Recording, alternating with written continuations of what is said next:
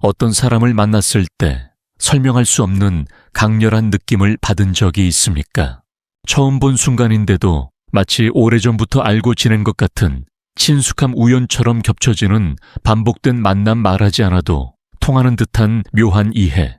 우리는 이런 순간을 흔히 운명이라고 부릅니다. 하지만 정말로 운명 같은 사랑이 존재할까요? 아니면 단순한 착각일까요? 카를 융근 인생에서 일어나는 특별한 만남을 단순한 우연으로 보지 않았습니다. 그는 이를 동시성 싱크로니시티이라고 불렀습니다. 의미 있는 우연의 일치가 반복될 때 그것은 단순한 사건의 나열이 아니라 무의식이 우리에게 보내는 신호라는 것입니다. 누군가와의 만남이 계속해서 삶의 길을 바꾸고 내면 깊은 곳을 흔든다면 그것은 단순한 사랑이 아니라 내 영혼이 인식한 운명의 부름일 수 있습니다. 하지만 운명의 상대를 알아보는 것은 쉽지 않습니다. 강렬한 열정이나 격정적인 매혹은 종종 가짜 사랑일 수도 있습니다. 진짜 운명의 사랑은 오히려 고요한 친숙함과 깊은 울림 속에서 다가옵니다. 그 사람과 함께할 때 나는 더 이상 가면을 쓰지 않아도 되고 내 그림자와 마주하게 되며 결국 더 진짜 나 자신이 됩니다. 이것이 융기 말한 개별화, 인디비주에이션의 길과도 이어집니다. 오늘 우리는 그 사람이 내 운명인가를 알 수 있는 8가지 징후를 탐구하려 합니다.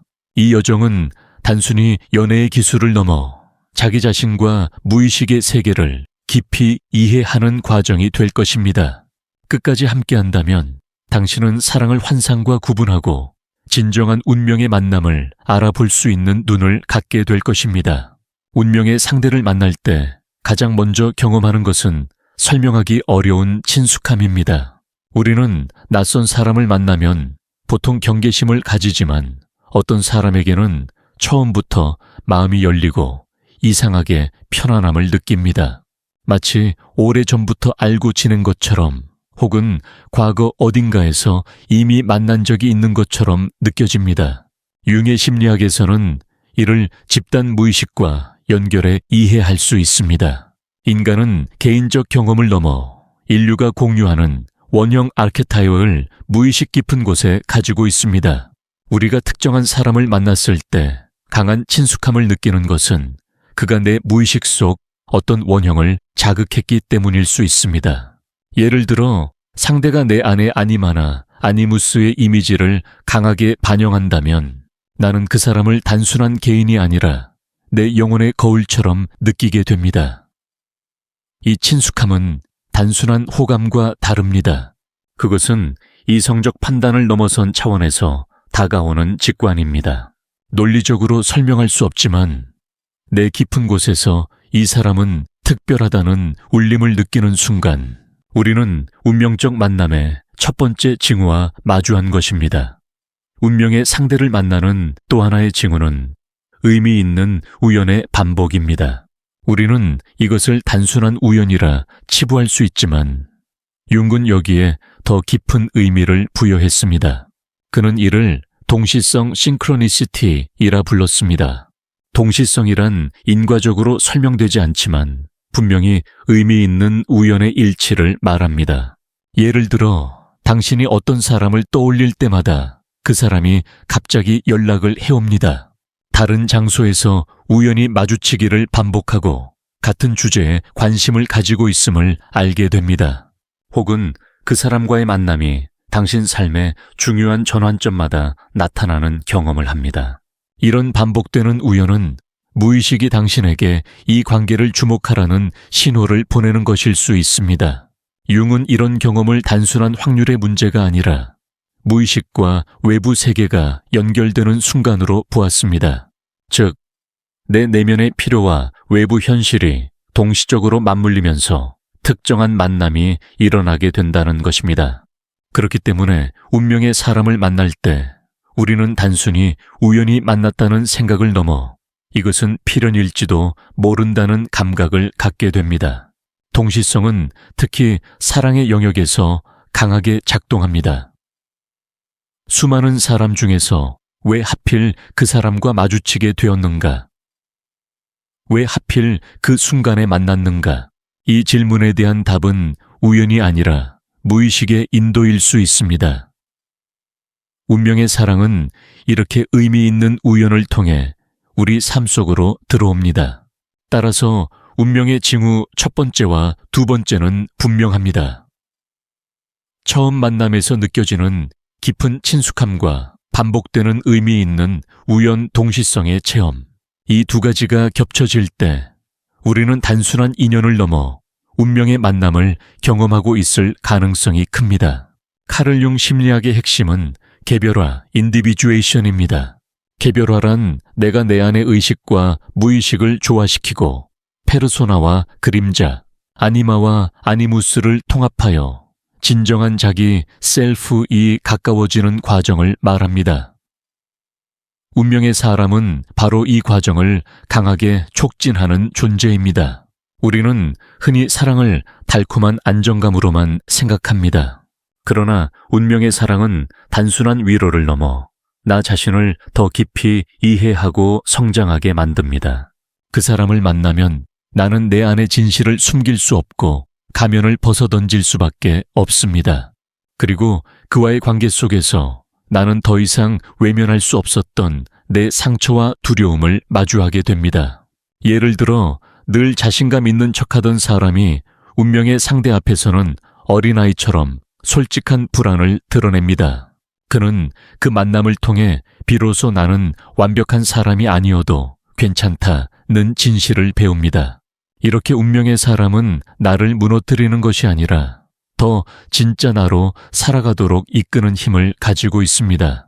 운명의 사랑은 나를 더 나답게 만들고 내가 개별화의 길을 걸을 수 있도록 자극합니다. 이것이 세 번째 징후입니다. 운명의 상대는 단순히 나의 좋은 모습만을 비추지 않습니다. 오히려 그 사람은 내 안의 빛과 그림자를 동시에 드러내게 만듭니다. 사랑의 초기에는 우리는 흔히 상대를 이상화합니다. 하지만 시간이 흐르면서 운명의 상대는 내 안의 어두운 부분까지 자극하고 끌어올립니다. 이 과정은 고통스럽지만 필수적입니다. 왜냐하면 진짜 성장은 내 그림자를 직시할 때 이루어지기 때문입니다. 운명의 사람은 내 안의 상처, 두려움, 불안, 질투까지 드러내게 하고 그것을 통해 내가 더 깊은 성찰을 하도록 만듭니다. 예를 들어 평소에는 질투심이 거의 없던 사람이 운명의 상대 앞에서는 강한 질투를 느낍니다. 그는 스스로 놀라지만 그 경험을 통해 내 안의 그림자를 인정하고 받아들이게 됩니다. 또 다른 사람은 늘 강한 모습만 보여주려 했지만 운명의 상대 앞에서는 눈물을 흘리며 약한 모습을 드러냅니다. 그것은 수치심이 아니라 진짜 자기 자신으로 돌아가는 순간입니다. 윤근 이것을 투사 프로젝션과 관련해 설명했습니다. 우리는 무의식의 일부를 상대에게 투사하여 사랑에 빠집니다. 하지만 운명의 상대와의 관계는 단순한 환상에 머물지 않고 오히려 그 투사를 자각하게 만들어 우리를 성숙하게 합니다. 상대는 내 안의 빛과 그림자를 동시에 비추는 거울이 되어 나를 더 깊이 이해하게 만듭니다. 따라서 네 번째 징후는 이것입니다.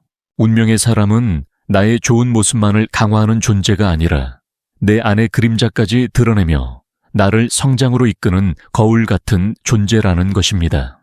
보통 사람 사이에는 말이 끊기면 어색함이 생깁니다. 우리는 대화를 억지로 이어가려 하고 침묵을 피하려 합니다. 하지만 운명의 사람과 함께 있을 때는 다릅니다. 굳이 말을 하지 않아도 불편하지 않고 오히려 함께 있는 고요 속에서 더 깊은 연결을 느낍니다. 융의 심리학에서 보면 이것은 무의식의 교감입니다. 말은 의식을 통해 오가지만 침묵 속에서도 무의식은 서로를 느낄 수 있습니다. 운명의 사람은 나와 무의식의 차원에서 이미 연결되어 있기에 말이 없어도 교감이 가능합니다. 오히려 그 침묵은 서로를 더 잘 이해하게 하는 통로가 됩니다. 예를 들어 함께 앉아 아무 말 없이 창밖을 바라보는 순간에도 마음이 평온하다면 그것은 단순한 호감이 아니라 더 깊은 차원의 만남일 수 있습니다. 침묵이 불편하지 않고 함께하는 시간 자체가 충만하게 느껴질 때 우리는 운명적 사랑의 5번째 징후와 마주한 것입니다. 융은 남성의 무의식에는 여성적인 원형인 아니마가 여성의 무의식에는 남성적인 원형인 아니무가 존재한다고 말했습니다. 이 아니마와 아니무스는 우리의 내면에서 중요한 역할을 하며 이성에게서 특정한 매혹을 불러일으킵니다. 운명의 상대는 단순한 매혹을 넘어 내 안의 아니마 혹은 아니무스를 깊이 자극하는 존재입니다. 그 사람을 만났을 때 나는 단순히 상대의 외모나 성격에 끌리는 것이 아니라 내 무의식 속 깊은 이미지를 만난 듯한 강렬한 울림을 경험합니다. 예를 들어 어떤 남성이 있습니다. 그는 한 여성을 만났을 때 설명할 수 없는 강렬한 친숙함과 매혹을 느낍니다.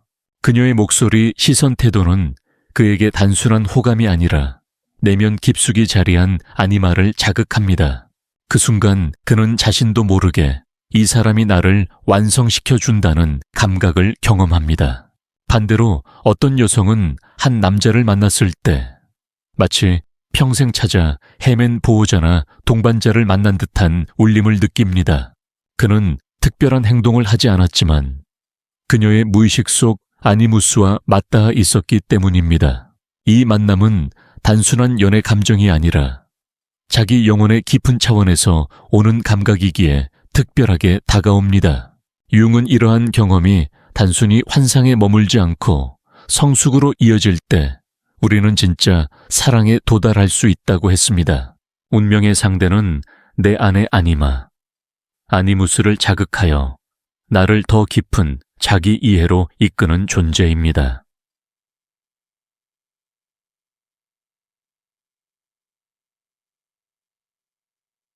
따라서 5번째와 6번째 징후는 이것입니다. 침묵 속에서도 불편하지 않은 조화와 내 안의 아니마니무스를 강하게 자극하는 울림. 이 두 가지가 함께 나타난다면 우리는 이미 운명의 사랑과 마주하고 있을 가능성이 큽니다. 많은 사랑은 시련 앞에서 쉽게 무너집니다. 오해, 갈등, 경제적 어려움, 환경의 변화는 흔히 관계를 흔드는 시험이 됩니다. 하지만 운명의 사람과의 관계는 다릅니다. 물론 갈등과 어려움이 없다는 뜻은 아닙니다. 오히려 시련은 필연적으로 찾아오지만 그 과정을 통해 관계는 더욱 단단해집니다. 카를 융은 사랑을 단순히 달콤한 감정으로 보지 않았습니다. 그는 진짜 사랑은 서로의 그림자와 마주하는 과정이라고 했습니다. 운명의 상대와의 관계에서는 이런 그림자가 자주 드러납니다. 서로의 약점, 두려움, 상처가 표면으로 올라오며 갈등을 일으킵니다. 하지만 그 갈등을 회피하지 않고 직면할 때 두 사람은 이전보다 더 깊이 연결됩니다. 예를 들어 어떤 커플은 큰 경제적 어려움을 겪습니다. 보통이라면 원망과 불만으로 갈라질 수도 있지만 운명의 사랑은 그 시련 속에서 서로를 더 의지하고 신뢰하게 만듭니다.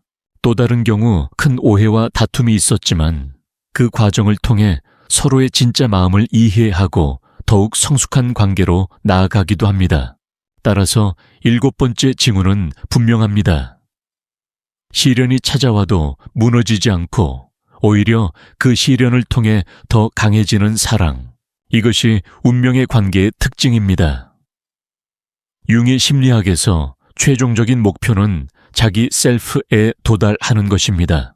자기는 의식과 무의식을 아우르는 전체적인 나의 중심, 즉 온전한 존재로서의 나입니다. 운명의 사람은 단순히 연인이 아니라 나를 이 자기 셀프 가까이 이끄는 안내자와도 같습니다.